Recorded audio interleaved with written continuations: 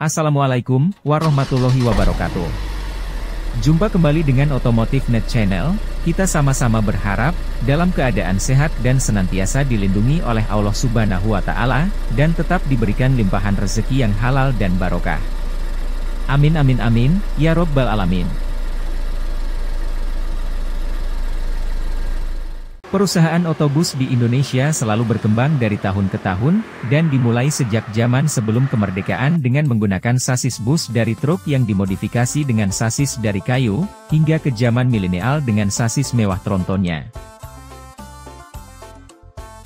Sejarah perkembangan otobus di Indonesia tidak bisa dilepaskan dari sejarah otobus di Sumatera Utara, yang di masa tahun 60 hingga 70-an merajai transportasi di Indonesia dengan trayek panjangnya. Sebut saja PT Antarlintas Sumatera,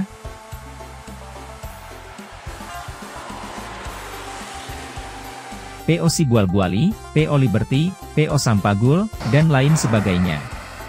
Dan topik bahasan kita kali ini adalah perusahaan otobus di Sumatera Utara di era 60 hingga 70-an yang menggunakan sasis bus Chevrolet, baik itu tipe Chevrolet Akas yang populer di tahun 1941 hingga tahun 1947. Chevrolet Advance Design, yang populer di tahun 1947 hingga tahun 1955.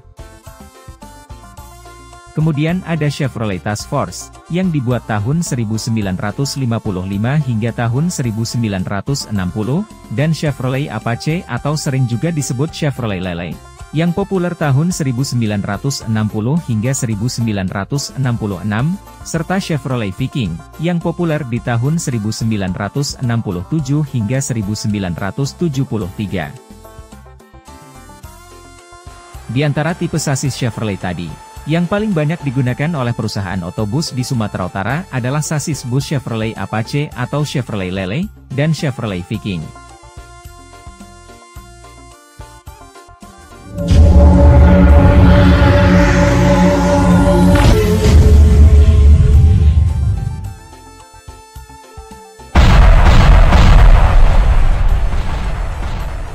Chevrolet Apache, yang sering juga disebut sebagai Chevrolet C50 generasi pertama.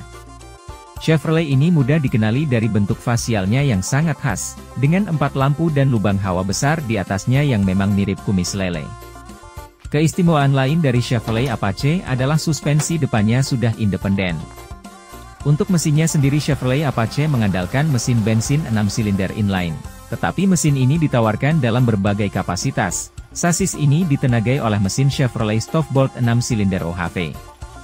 Mulai dari 135 tenaga kuda dengan kubikasi 3900 cc dengan torsi 296 Nm.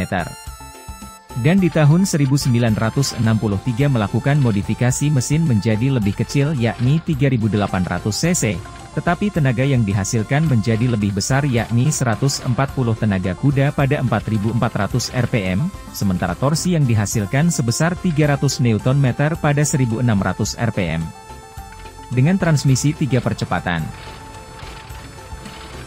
Selanjutnya yang populer setelah Apache adalah Chevrolet Viking, atau lebih dikenal dengan Chevrolet C50 generasi kedua. Cirinya mudah dikenali dengan 2 lampu bulat besar, dan lampu sein kotak yang berada di bawahnya. Chevrolet C50 ditenagai oleh mesin Chevrolet Stoffbolt 6 silinder OHV, dengan sistem pembakaran menggunakan karburator, dengan kubikasi yang lebih besar yang berkapasitas 4100 cc, yang mampu menyemburkan tenaga 136 tenaga kuda, dan ditawarkan juga kubikasi yang lebih besar lagi, yakni 4800 cc.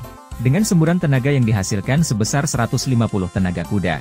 Untuk transmisinya sendiri juga sudah di-upgrade menggunakan 4 speed manual. Sobat Diksi Mania dan Otomotif Mania, begitu populernya sasis bus Chevrolet ini, hingga hampir seluruh operator otobus yang ada di Sumatera Utara menggunakan sasis bus ini, antara lain PO Antarlintas Sumatera dengan trayek terjauh Medan ke Pulau Jawa. PO Bus Sibual-Buali, dengan trayek terjauh Medan ke Pulau Jawa. PO Martimbang dengan trayek Bukit Tinggi ke Medan. PO PMH, dengan trayek Parapat ke Pematang Siantar. PO Liberty, dengan trayek terjauh Medan ke Pulau Jawa. PO Sinar Raya, dengan trayek KKDP Pematang Siantar ke Pematang Raya PP.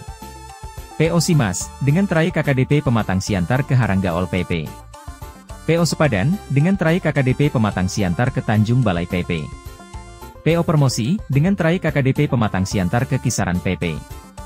PO Sinarta, trayek KKDP Pematang Siantar Pasir Mando GPP.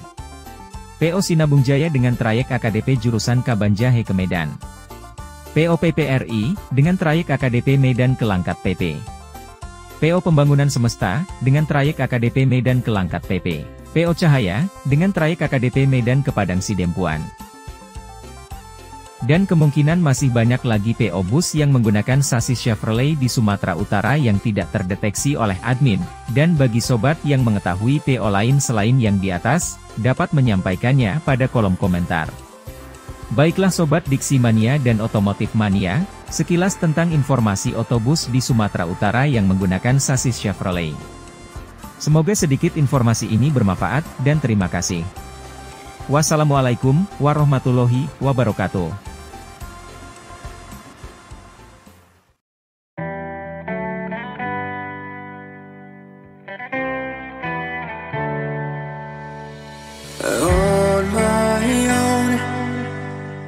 But I don't know why you hit the road, but you don't realize I won't look back when you're around.